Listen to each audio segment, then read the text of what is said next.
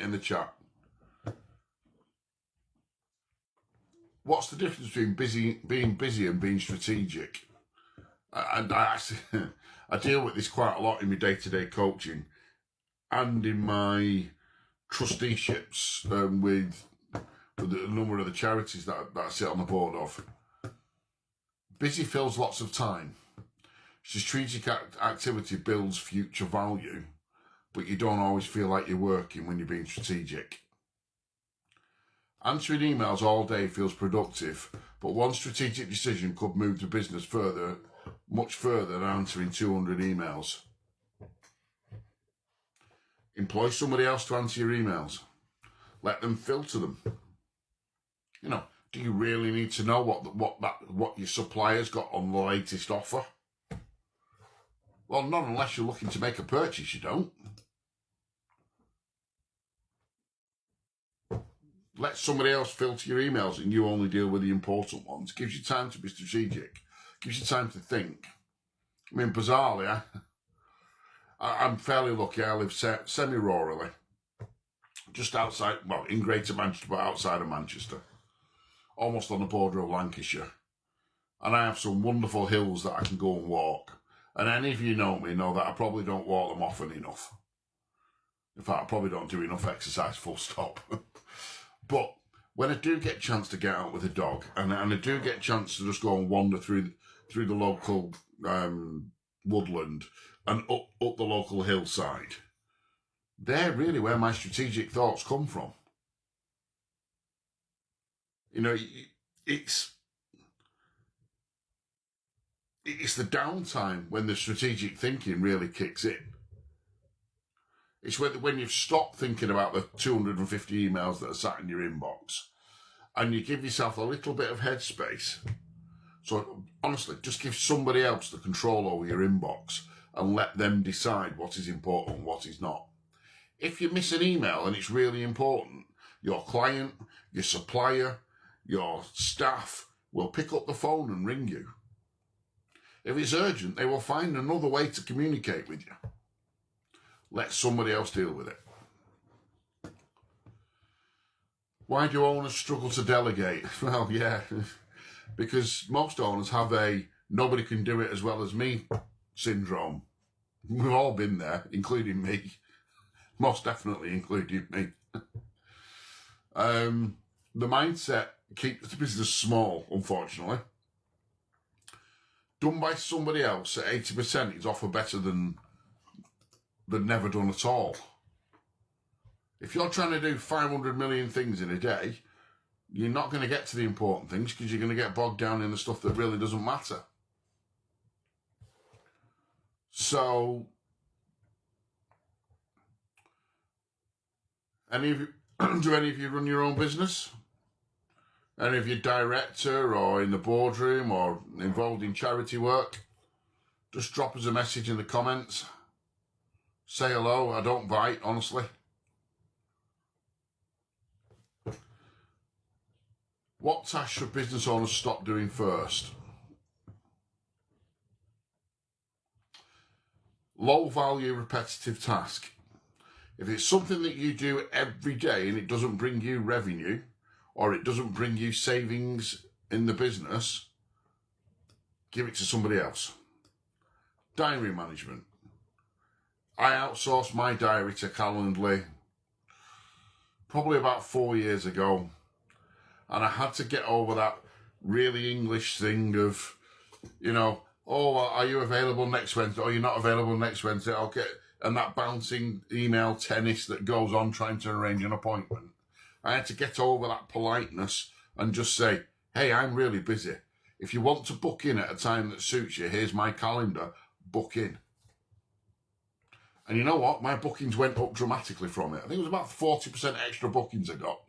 Well, where we didn't lose that email thread, or it didn't get buried on LinkedIn, or it didn't get buried in your inbox or on WhatsApp and get missed.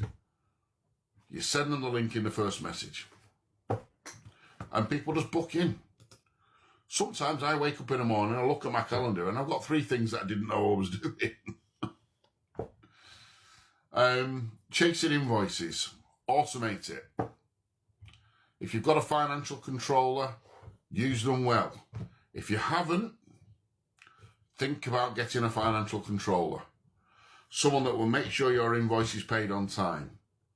Because I'm going to be honest with you, when you ring the client and it's your business and you say to them, your invoice is overdue, they know you can give them more time to pay.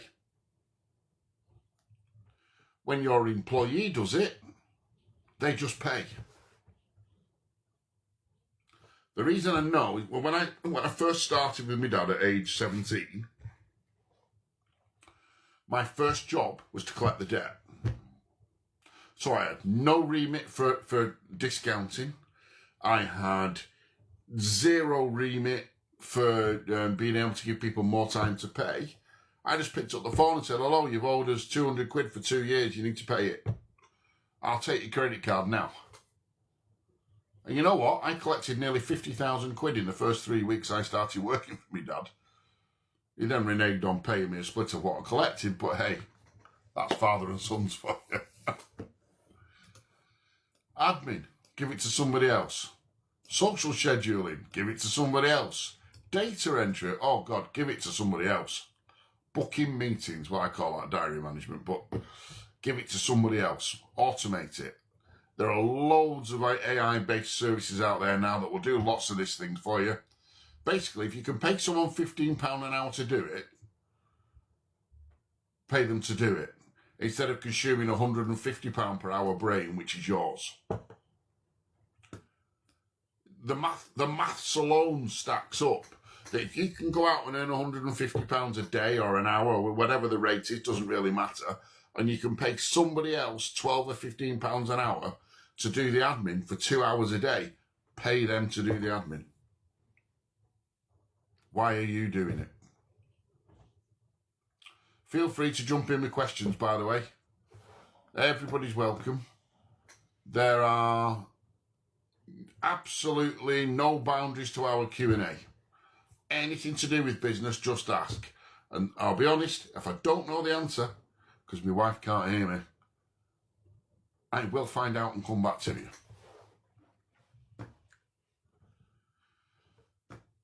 How can meetings reveal whether a business is overly dependent on the owner?